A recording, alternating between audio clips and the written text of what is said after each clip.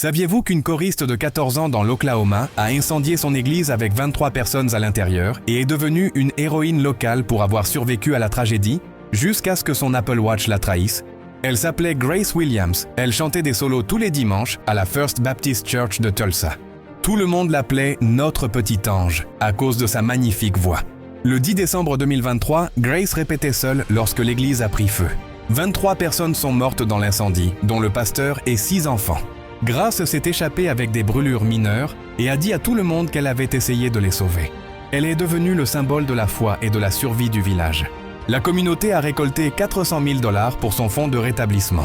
Elle a chanté lors des 23 funérailles et tout le monde pleurait en regardant la courageuse survivante. Grace a obtenu un contrat d'enregistrement et son album de gospel est devenu disque de platine. Mais en octobre 2024, les enquêteurs d'assurance ont découvert quelque chose d'étrange. L'Apple Watch de Grace avait enregistré son rythme cardiaque pendant l'incendie.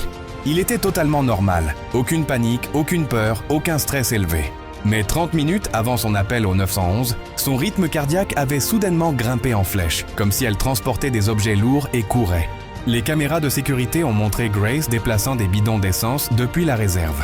Elle avait versé de l'essence tout autour du sanctuaire pendant la répétition de la chorale. Grace avait verrouillé les portes de l'extérieur et regardé tout le monde brûler. Son journal intime a révélé la vérité. Elle avait écrit « Il parle toujours du plan de Dieu. Voici le mien. J'en ai assez d'être la fille parfaite de l'Église.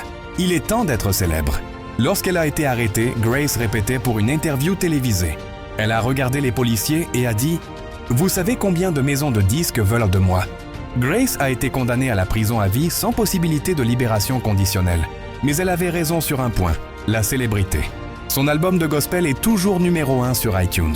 Elle compte 5 millions d'abonnés sur TikTok et reçoit du courrier de fans chaque jour. Netflix lui a versé 2 millions de $ pour les droits d'un documentaire.